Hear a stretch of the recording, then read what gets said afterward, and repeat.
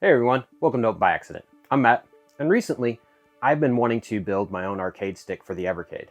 There's not a lot of information out there on the interwebs, but I did find some information after I made a purchase, so I was a little skeptical if this was going to work, but yes, you can build your own joystick using a USB encoder. Let's jump right in.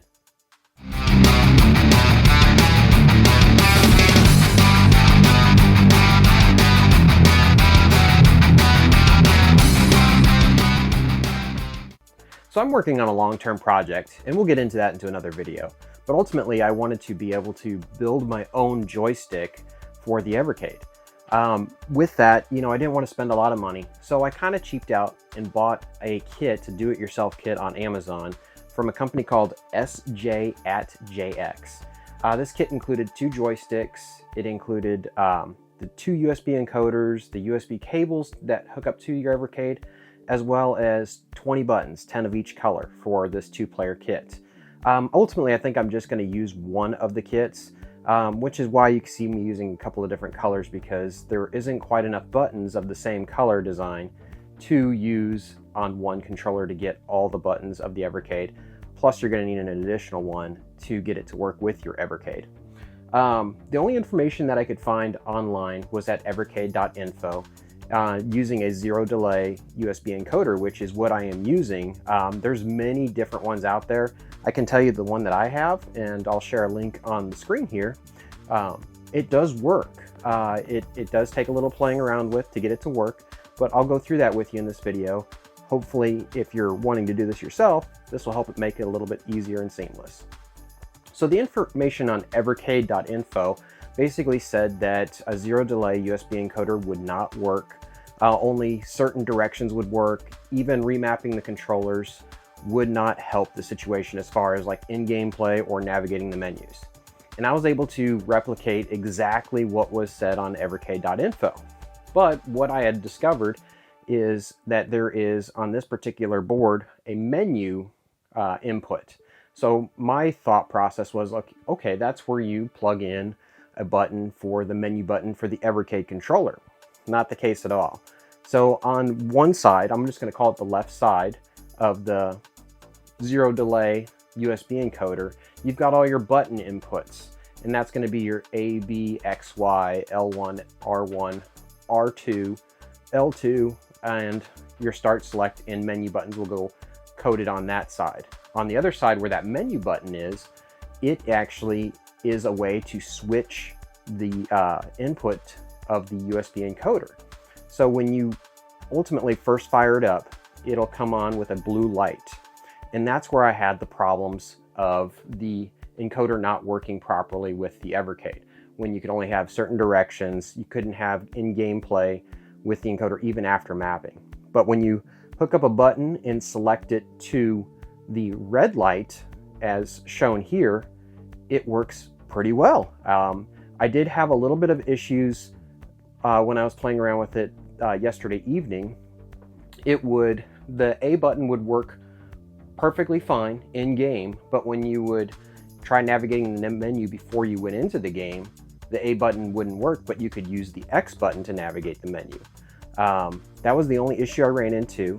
I have fired it up with a few different games, mainly arcade games, because that's what ultimately I'm going to use this for. This setup isn't going to work for a game like the Duke Nukem Time to Kill that I tested on, but I used Duke Nukem Time to Kill as an example because it uses all the buttons on the controller, and once you're in the game, it works flawlessly. Menu button works, start, select, all your shoulder buttons, all your input buttons, your direction buttons work great.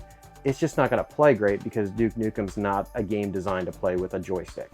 This is going to be really intended for the arcade series of Evercade cartridges, those purple cartridges, which is ultimately what I want it for. I've played around with this quite a bit. I'm not technically savvy at all. This is all plug and play. You plug in the connectors very easily into the USB board and into the back of the controller using this particular kit.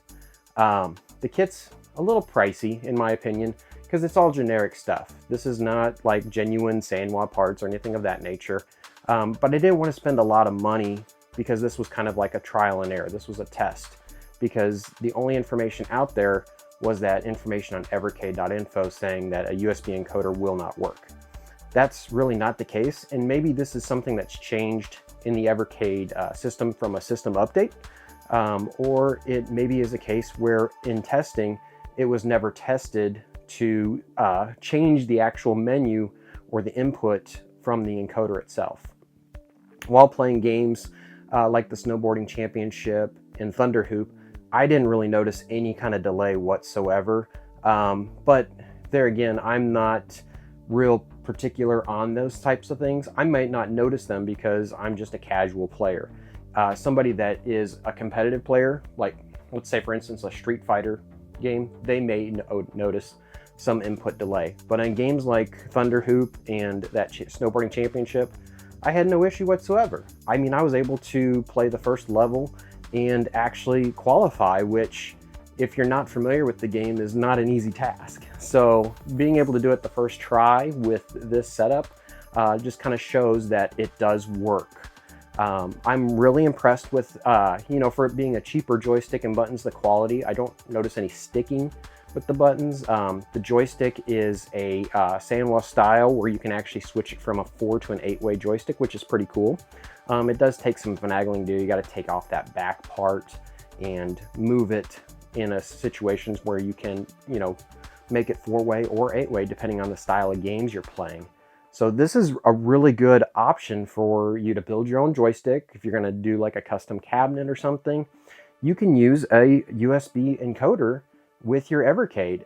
The big thing is you just have to hook up a button to that menu input on the USB encoder, so that way you can change it to the red light versus the blue light, and it works so far so good, no issues.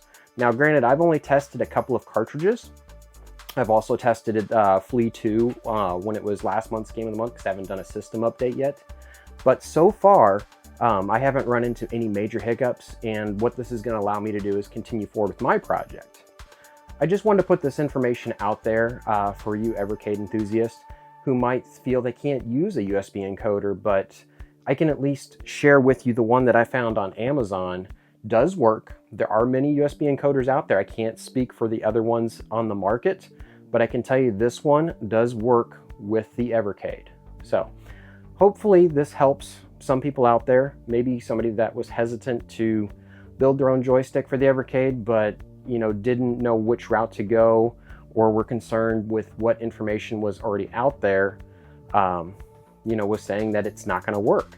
And like I said, I was able to easily replicate exactly what was described on evercade.info, but once I switched that to the red mode, it worked fine. So, well, I'm open by accident, Matt. Appreciate you guys watching. If you like this video, make sure to give me a thumbs up and make a comment if you've already done this before. But I searched high and low on the internet, and the only information I could find was that little bit on the evercade.info webpage. So appreciate you guys, and stick around for more content to come. Thank you.